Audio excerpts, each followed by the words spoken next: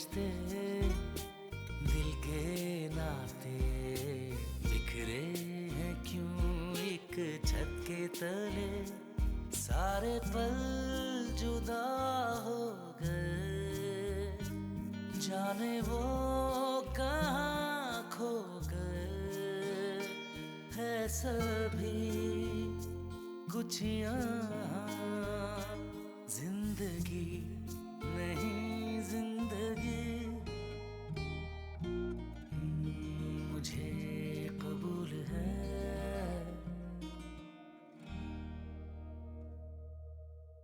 अगर तुम अपने और फवाद के रिश्ते से खुश हो तो तुम्हें ये खुशी मुबारक हो, लेकिन मेरे और शहरियार के बीच में आने की आइंदा गलती भी मत करना। तुमको अंदाजा नहीं है कि जितनी खुशी होती है मुझे हमजा की तारीफ सुनते हैं। क्या तरक्की करने लगा है माशाल्लाह हमारा बेटा। बिल्कुल ठीक कहा आपने भाई साहब, ये आप ही की मेहनत, मोहब्बत और तवज्जो का नतीजा है कि हमजा आज इस मकाम को पहुंचा। बिल्कुल ठीक कह रहे हो, सच कह रहे हो, बिल्कुल ऐसा ही। ये हमारी ही तवज्जो है, ये हमारी ही तरबियत है जिसकी वजह से हमजा कामयाबी की मंजिलें तय कर रहा है दिन ब दिन। तुम अभी तक गए नहीं, यहीं पर ही हो? जी वो मैं आया था तो सोचा फुप्पो लोग से मिलता चल। तुम्हारी फुप्पो तो कहीं नजर नहीं आ रही। मुझे कबूल है।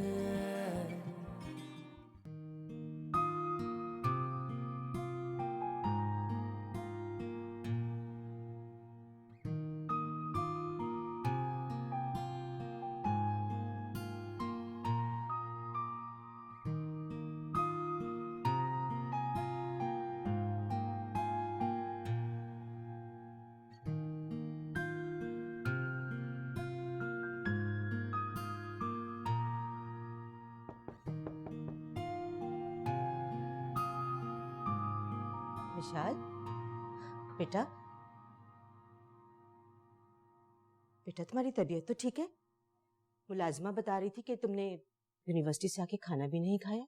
नहीं, मैं ठीक हूँ, बस मूड नहीं हो रहा था, खा लूंगी थोड़ी देर में। अच्छा ठीक है।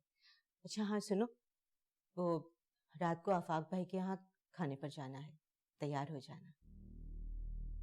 अम्मी प्लीज, मुझे नहीं जाना किसी दावत पे। ऐसे नहीं कहते मिशाल, ससुराल है तुम्हारा, तुम नहीं जाओगी तो उन्हें बुरा लगेगा। और तुम जानती हो कि तुम्हारे इनकार से तुम्हारे पापा को कितना गुस्सा आएगा। तो करने दें गुस्सा, मैं नहीं डरती उनके गुस्से से। मैंने बस कह दिया है मैं नहीं जाऊंगी। तौबा है, अपने बाबा की तरह तुम भी कितनी जिद्दी हो। फैसला तुम्हारा है और डांट मुझे पड़ेगी। क्यों पड़ेगी डांट अम्मी? अब हर चीज के लिए तो जबरदस्ती नहीं की जा सकती ना। कल को क्या इस घर के लोग बाबा की मर्जी से सांस भी लेंगे? बेटा हो सकता है। अम्मी प्लीज, आप बाबा से कह दीजिएगा मेरे सर में दर्द है। विशाल, तुम आफाक भाई के यहाँ जाने से इतना कतराती क्यों हो? उस हमजा की वजह से। हमजा की वजह से? क्यों? देखो बेटा, वो तुम्हारा होने वाला शौहर है। तुम दोनों को तो ज्यादा से ज्यादा वक्त एक दूसरे के साथ गुजारना चाहिए ताकि तुम दोनों के दरमियान में अंडरस्टैंडिंग पैदा हो। और वो ज़ारा को देखो, किस तरह उसने फुआद को अपनी मुट्ठी में कर रखा है, हर वक्त आगे पीछे घूमती रहती है। Whatever, ज़ारा जो मर्जी करे, I don't care। अम्मी पता नहीं वो हमजा जब भी मेरे आसपास होता है मुझे इतनी उलझन होती है, उसकी बातों से घुटन महसूस करती हूँ मैं। क्या ऑल फॉल फजूल किस्म की बातें करती हो तुम? देखो मिशाल, तुम्हारे बाबा को अगर पता चल गया तो तुम जानती हो ना क्या अंजाम होगा तुम्हारा और मेरा भी। आखिर क्यों अम्मी? क्या मुझे मेरी जिंदगी अपनी मर्जी से जीने का कोई हक नहीं है? मेरी खुशी बाबा के लिए कोई मायने नहीं रखती। तुम कहना क्या चाहती हो? क्या तुम किसी और को पसंद करती हो? एक बात कान खोल के सुन लो मिशा, इस घर में सिर्फ तुम्हारे बाबा की मर्जी चलती है और उनकी मर्जी के खिलाफ किसी की भी हिम्मत नहीं है कि कोई अपनी मनमानी कर जाए। तुम अपने जहन में ये उलझन पैदा मत करो, वरना नुकसान तुम्हारा ही होगा। और हाँ, शाम को तैयार हो जाना, मुझे दोबारा न कहना।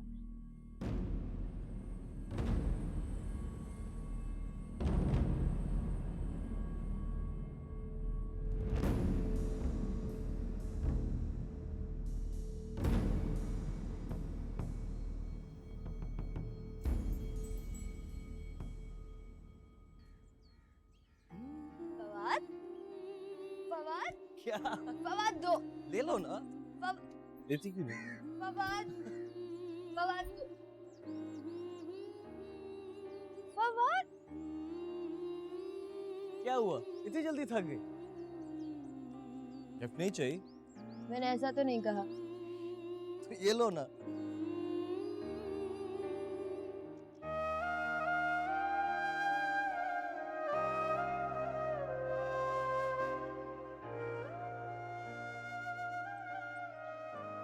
कैसा गिफ्ट? अरे आगे भी तो देखो, सरप्राइज भी हो सकता है।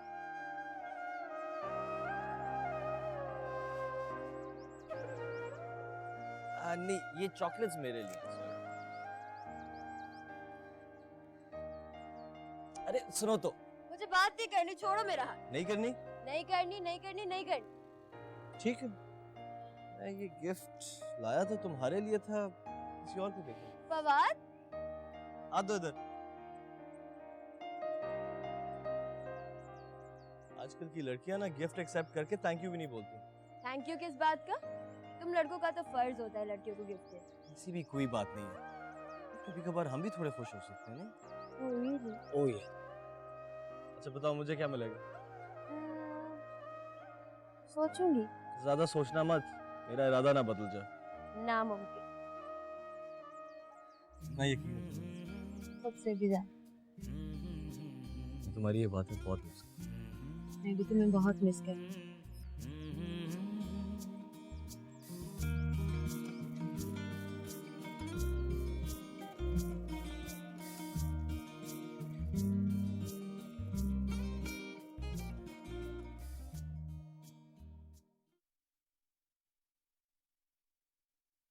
बताइए चाचा जी, कैसा लगा आपको मेरा पर? भाई प्रपोजल तो अच्छा है, लेकिन इस पर अगर प्रेसिडेंट मिल ओनर्स एसोसिएशन की हैसियत से मैं ये कबूल नहीं कर सकता। क्यों नहीं एक्सेप्ट कर सकते आप? आखिर इसमें दिक्कत क्या है? आप प्रेसिडेंट हैं, आपसे कौन पूछेगा? अगर मैंने तुम्हारे कहने पर चावलों की कीमत ज्यादा रखी तो सारे मिल ओनर्स स्ट्राइक कर देंगे, बहुत बड़ा बखेड़ा पड़ जाएगा। अरे कैसा बखेड़ा हो जाएगा चाचा जान? आप डरते हैं किसी से? जिस पोजीशन पे आप बैठे हैं आप बिल्कुल सेफ हैं। और सोचें, अगर आप चावलों की कीमत गिरा देंगे तो हमें कितना नुकसान होगा। और वैसे भी इस वक्त जो मामला चल रहे हैं उसका फायदा उठाते हुए हम दोनों अच्छी खासी कमीशन बना सकते हैं। जरिया तुम हमारी बात समझने की कोशिश करो। क्या समझने की कोशिश करूं मैं? आप शायद भूल रहे हैं एक बात, ये मार्केट में आपके चावलों की जो कीमत बढ़ी हुई है ना, ये सिर्फ मेरी वजह से सिर्फ। और अब जब मेरा वक्त आया है तो आप मुझे इनकार कर रहे हैं। जिस मुआवजे का तुम जिक्र कर रहे हो उसमें तुम्हारा भी बराबर का शेयर रहा है, तुम उससे बरी जिम्मेदार नहीं हो। आप जानते हैं कि आपके इस इनकार से तुम मेरी की बात कर रहे हो ना, तो उसकी ज्यादा बात करने की जरूरत नहीं है। वो तुम्हारी बीवी है, जो मर्जी आए करो तुम उससे, हमारा उससे कोई ताल्लुक नहीं। तो फिर ये साफ दुश्मनी कर रहे हैं। देखो जरिया, आप तुम जो चाहो समझो, मगर हम तुम्हारे कहने पर उन सारे लोगों को नहीं छोड़ सकते जिनकी वजह से ये प्रेसिडेंट की कुर्सी हमें मिली है, जो हमारे वोटर्स हैं। आपको मुझसे ज्यादा अपनी इस कुर्सी की फिक्र है। जाहिर है भाई, अरे बिजनेस करने बैठे हैं, मजाक तो नहीं कर रहे, कोई खेल तो नहीं है ना कि किसी के कहने पे भी खेल दे, और खासतौर पे तुम जैसे नारियों के कहने पर। तो ठीक है, आज के बाद आप हमेशा मुझे अपने सामने खड़ा पाएंगे।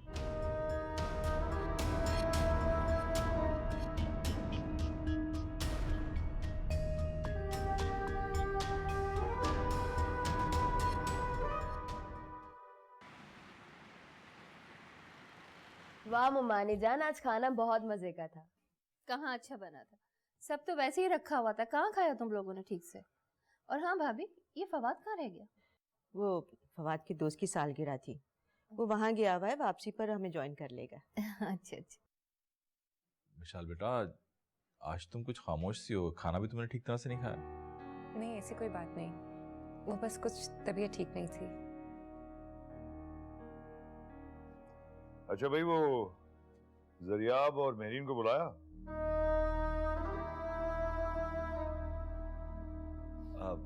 ताजान, वो जरियाब को कहीं जरूरी काम से जाना पड़ गया था, बस इसीलिए वो लोग नहीं आ पाए। हमेशा कमकली की बातें करना।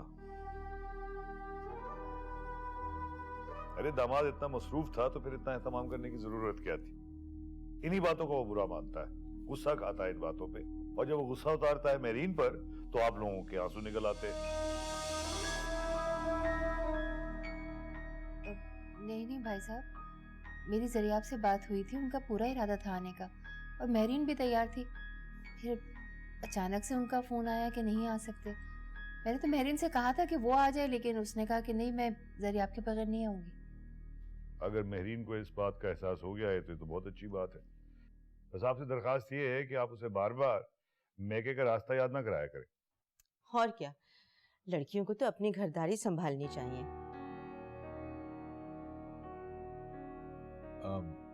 भाई साहब, आज तो आपकी जरियाब के साथ मीटिंग थी ना, कैसी रही? अच्छी रही बहुत बेटा।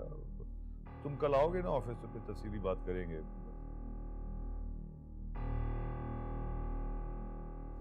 अच्छा भाई चलें अब। अरे भाई इतनी जल्दी क्या है, आप चाय पी के जाइए। राहिला, चाय का इंतजाम करो। जी।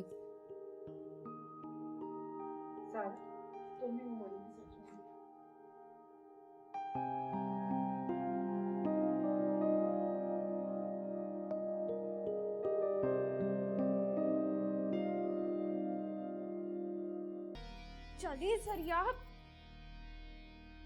छोड़ो तुम तो मुझे। वाह वाह वाह, तुम बड़ी तैयार हुई हो। कहाँ जा रही हो?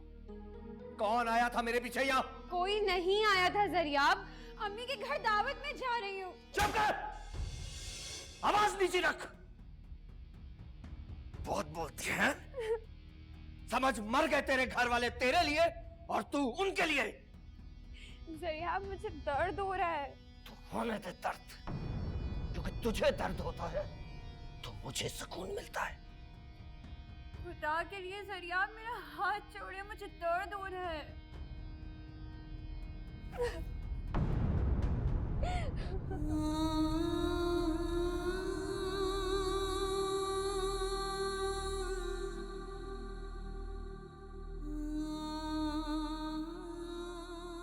पता नहीं किस गुनाह की सजा काट रही हूँ मैं।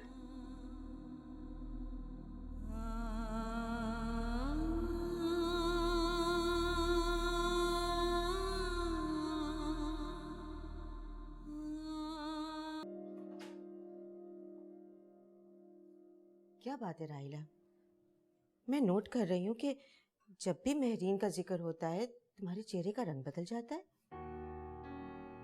अब बात किसी से ढकी छुपी तो नहीं है ना फातिमा भाभी? मेहरीन मुझसे लाख हर बात छुपाए, लेकिन माँ हूं ना, उसके बगैर क्या ही हर बात समझ जाती हूँ। ये तो ठीक है राहिला, मगर तुम्हें मेहरीन को समझाना चाहिए। जरियाब उसका शौहर है और मेहरीन को अपने शौहर को खुश रखना आना चाहिए। जरियाब की गर्म मिजाजी को तो हर कोई जानता है। अब ऐसे आदमी को खुश रखना आसान बात तो नहीं है ना। अब हाशिम से ज्यादा तो गर्म मिजाज नहीं ना। अब मैंने भी तो उसके साथ जिंदगी गुजार दी और अल्लाह का शुक्र है कि बहुत हंसी खुशी जिंदगी गुजार रही हूँ। अब ये तो औरत के हाथ में है कि वो अपने शौहर को किस तरह काबू में रखती है। अब मेरे फवाद की ही मिसाल ले लो। ऐसा काबू कर रखा है ज़ारा ने उसको कि हम तो अपने बेटे का चेहरा देखने के लिए ही तरस जाते हैं। सोचो, शादी से पहले ये हाल है तो शादी के बाद क्या होगा?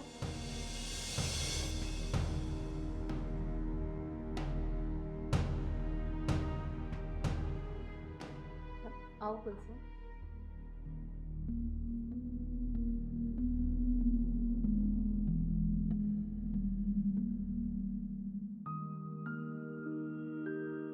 भाभी, आप मुझे बहुत परेशान लग रही हैं। मेहरीन की तरफ से तो सब खैरियत है ना उसके घर में?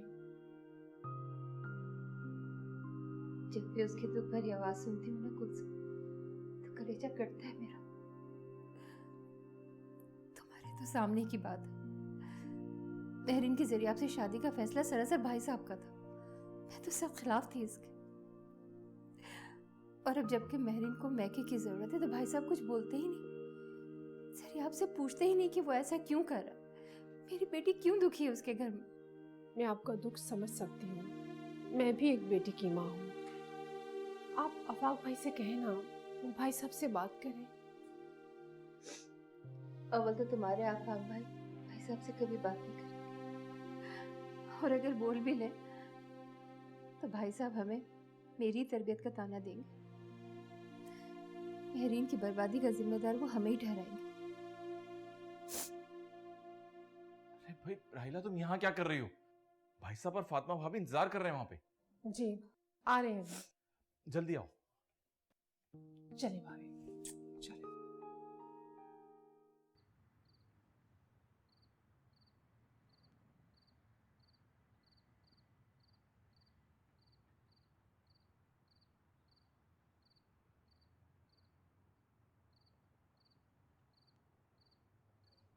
शाल, तुम यहाँ? बस ऐसे ही। क्या बात है, तुम्हारा मूड काफी ऑफ लग रहा है। बताया तो था, मेरी तबीयत कुछ ठीक नहीं है, सर में दर्द हो रहा है। क्या बातें हो रही? कुछ खास नहीं। ये मिशाल का मुंह इतना उतरा हुआ क्यों है? क्या बोल दिया तुमने इसको? मैंने क्या कहना है भाई, मजाक कर रही।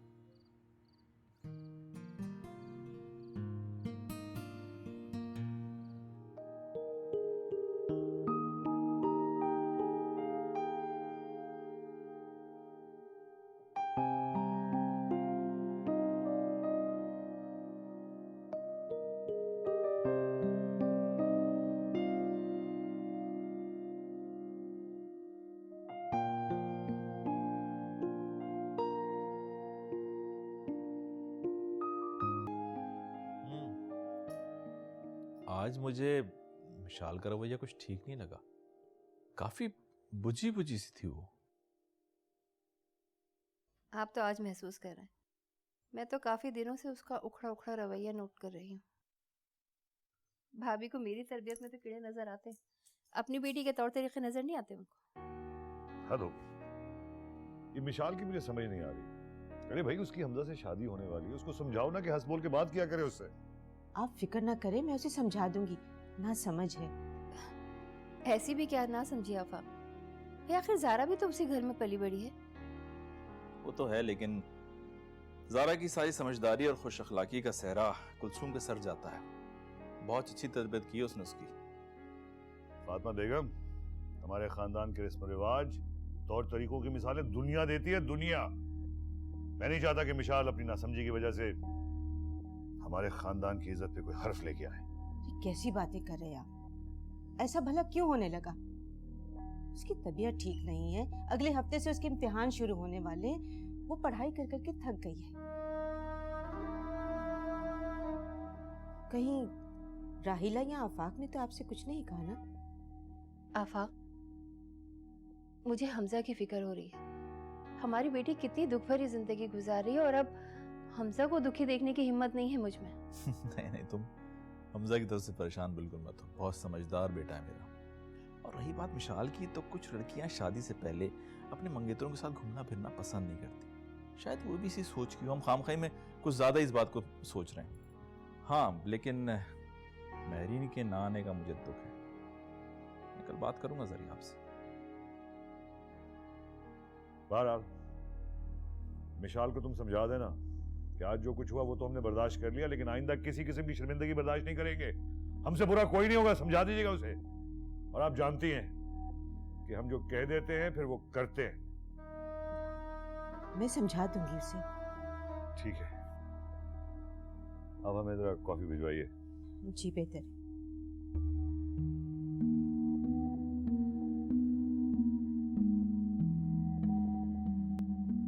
अम्मी, ज़रियाब भाई का रिश्ता महरीन बाजी के साथ क्यों तय किया, जब सबको ज़रियाब भाई के बारे में पता भी था? पता नहीं क्या बीत रही होगी उसमें। भाई साहब के सामने आफाक भाई भी बिल्कुल खामोश हो जाते हैं। हालांकि राहिला भाभी ने तो बहुत मुखालफत की थी, लेकिन महरीन के जिक्र पर वो भी उदास हो जाती हैं। अच्छा अम्मी, उस दिन मामू जान ने आपको क्यों बुलाया था? अरे हाँ, वो कह रहे थे कि मेरे नाम के जो शेयर्स हैं वो सारे तुम्हारे नाम पर ट्रांसफर करवाना चाहते हैं।